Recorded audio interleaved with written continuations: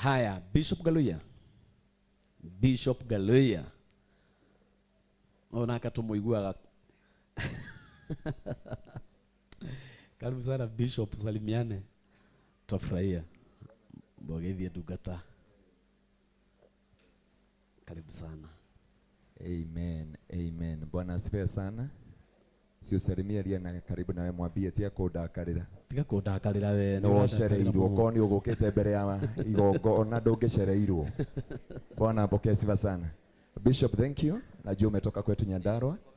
God bless you so much. Naitwa Dr. Garuiya, nimeokoka Yesu ni Bwana. Nashiriki kule Kitengela na kanisa la Kingdom Seekers.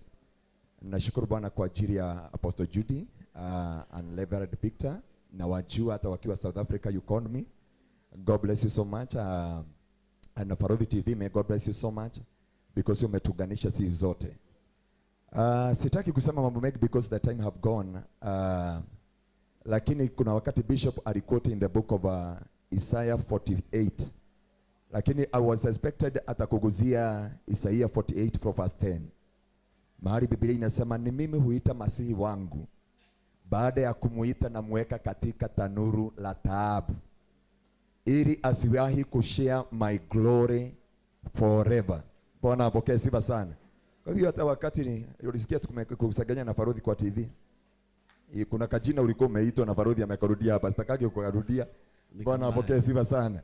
And we discussed that, but mimi nilisema ya kwamba niambia Farodhi hapo tusome in the book of Isaiah chapter 48 from verse 10, where the Bible says ni mimi huita masihi wangu, baadaye namweka katika tanuru la moto. Kabisa. Kwa hivyo wakati wote unataka kuwa serebu ama kuinuka kiwango kingine, lazima watu wa media wamekugojea. Si unaona wako huko wanaitwa Kevin, mpaka wanainua vidole wakuchukue vizuri.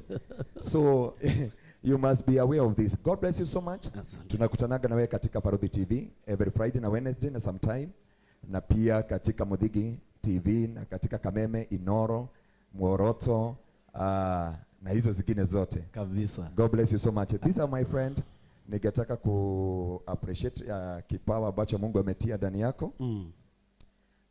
Niwekee number 2. Unajua ni vizuri ku appreciate any gift. Yeah. Na siku anatarajia itaitwa haraka hivyo. Kwa tuna kesi na Farodhi. Mwekiragere namba. Niwekee hii namba. Na niseme ya kwamba Mungu akaweza kuwabariki, akaweza kuwatendea mema, na yoyote amehudhuria siku ya leo, Mungu akaweza kuwatendea mema na akaweza kuwashidania katika jina la Yesu Kristo. Ninajua kwamba Mungu wetu ni mwaminifu na anatawala katika jina la Yesu Kristo, na ninajua kwamba Mungu wetu anatawala. Najua mofea vile anakuaga tu, ako karibu kunifukuza. Kuna wakati inafika sina ubaya. Unajua ukinifukuza kama hazijaenda, unajua vile watu wanafanyanga. Wanarivazi wakitoka pale nje. Lakini wewe huwezi fanya. Yeah, na nimetuma salamu mingi na watu wetu wa media, watu wa diaspora. I think this is the number. Kabisa.